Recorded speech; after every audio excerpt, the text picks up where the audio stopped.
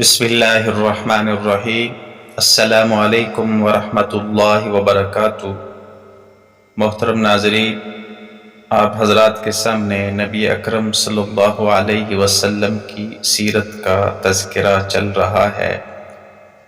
آج کی ویڈیو میں ہجرت کے چوتھے سال، پانچویں اور چھٹے سال کے بارے میں بتایا جائے گا کہ ان 3 سالوں میں کون کون سے اہم واقعات پیش آئے۔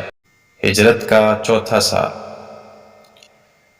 سن 4 ہجری میں 2 غزوات پیش آئے۔ نمبر 1 غزوہ بنی نذیر، نمبر 2 غزوہ بدر صغریٰ، اور 4 سریے روانہ کیے گئے۔ اسی سال کے شروع میں آپ صلی اللہ علیہ وسلم کی زوجہ حضرت زینب بنت خزیمہ رضی اللہ تعالی عنہا انتقال فرما گئیں۔ یکم ذی القعدہ بروز جمعہ کو پردے کا حکم نازل ہوا۔ شراب کی قطعی حرمت کا حکم بھی اسی سال دیا گیا۔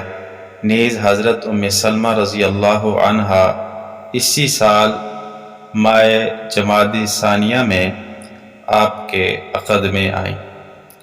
ہجرت کا 5واں سال، اس سال غزوہ ذات الرقاع، غزوہ دومۃ الجندل، غزوہ موریسی جس کو غزوہ بن المصطلق بھی کہا جاتا ہے، اور غزوہ خندق جسے غزوہ احزاب کہا جاتا ہے پیش آئے۔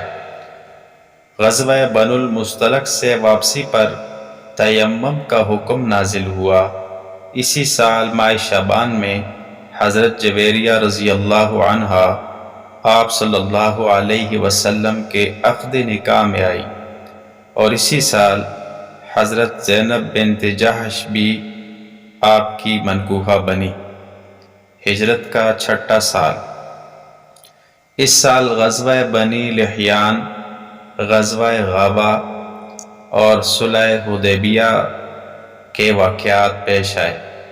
اس کے علاوہ 11 سریے بھی روانہ کیے گئے۔ اسی سال کے درمیان میں حضرت ام حبیبہ رضی اللہ عنہا آپ صلی اللہ علیہ وسلم کے عقد میں آئیں، اور اسی سال کے آخر میں حضرت ماریہ رضی اللہ عنہا بھی آپ کے عقد میں آئیں۔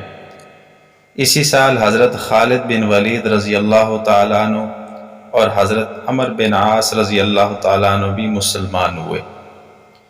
اس کے علاوہ اس سال نبی اکرم صلی اللہ علیہ وسلم نے بادشاہوں کو دعوتی خطوط لکھ کر اپنے صحابہ رضوان اللہ علیہم اجمعین کے ذریعے ان تک پہنچائے۔ آپ نے حضرت دحیہ کلبی رضی اللہ تعالیٰ عنہ کو ہرقل نامی بادشاہ روم کے پاس بھیجا۔ حضرت عبداللہ بن خزافہ رضی اللہ تعالی عنہ کو کسریٰ خسرو پرویز شاہ ایران کے پاس بھیجا۔ حاطب بن ابی بلتہ رضی اللہ تعالی عنہ کو سلطان مصر و اسکندریہ مقوقس کی طرف بھیجا، اور عمر بن عاص رضی اللہ تعالی عنہ کو بادشاہ عمان یعنی جعفر اور عبداللہ کے پاس بھیجا۔ آج کے لیے اتنا ہی کافی ہے۔ انشاءاللہ ملتے ہیں اگلی ویڈیو۔